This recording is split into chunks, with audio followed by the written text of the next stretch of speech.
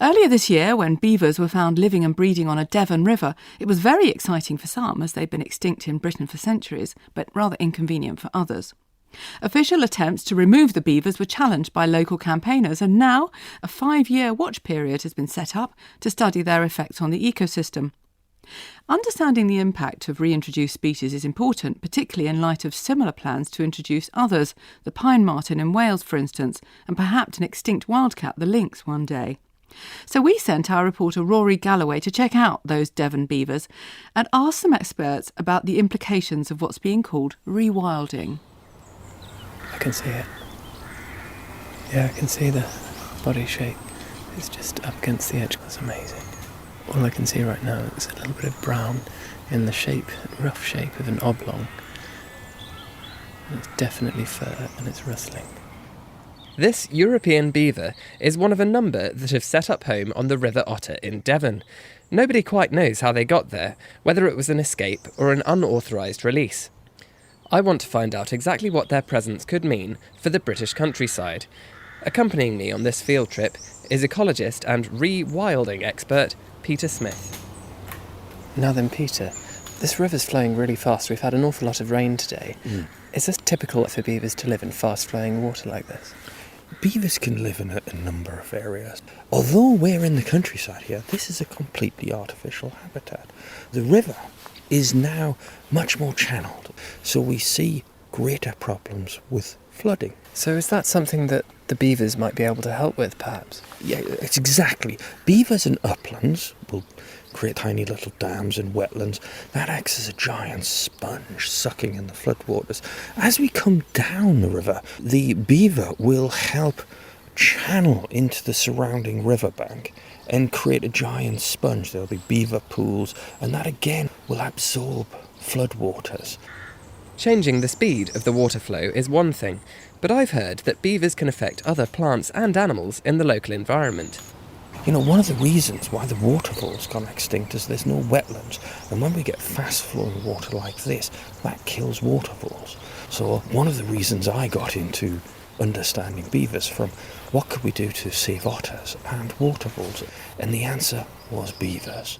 They are the keystone, the stone in the bridge that keeps all the other stones in place, and will do so much good for all of our wetland systems. A kingfisher has just darted past and into the reeds on the left. I'm intrigued by how a species like the beaver can affect so much of the environment around it. So next, I'm off to meet a journalist and rewilding campaigner. Hi there. Hi, Rory. George. Hi. How you doing? Nice to meet you. Back in London, George Monbiot and I are meeting in Regent's Park.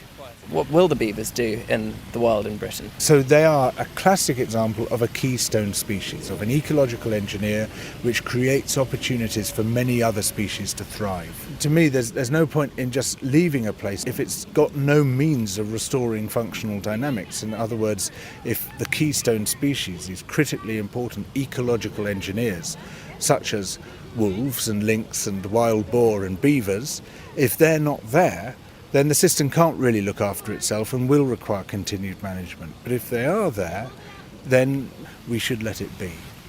Our countryside has changed dramatically in the 400 years since beavers last roamed in the wild. With reintroductions, it's one thing to let them be in an endless wild landscape, but these days nearly all of the land in the UK is owned or managed by people whose livelihoods depend on it. My name's Christopher Price. I'm Director of Policy and Advice here at the CLA, which is an organisation that protects and promotes the interests of rural landowners. Between them, our members own or manage about half the rural land in England and Wales. Do you know of any of your members who have had beavers introduced onto their land? Do you know whether they are in support of that, and what would happen, say, if a beaver did flood a particular field of theirs? We have had a number of members who've had reintroductions of various species on their land, and in the main to date it's worked well. The important thing is that those who are promoting the reintroductions properly explain what's proposed, explain the likely impacts that it'll have on agriculture and other activities in the area, and particularly important from many landowners' perspective is the confidence that there is a concrete exit strategy in place should something go wrong. With some species, obviously, that's easy, and with others, with the beavers that have been released in the southwest of England, they're probably quite a good model of a reintroduction, because it will take quite a long time before we know if there's any adverse impacts. So things can be monitored and things can be checked. Similarly, with the proposed release of the pine martens in Wales, a lot of landowners are very sympathetic to that because they have forestry interests and they're concerned that grey squirrels will continue to cause great problems for them. And the traditional methods of grey squirrel control, trapping and shooting, aren't terribly effective or economically viable. And so the reintroduction of pine martens could be a great asset for English and Welsh forestry. I'm surprised by the lack of hostility towards reintroductions from landowners. Obviously, the reintroduction of beavers needs to be carefully managed and monitored in the long term. Back to Peter Smith.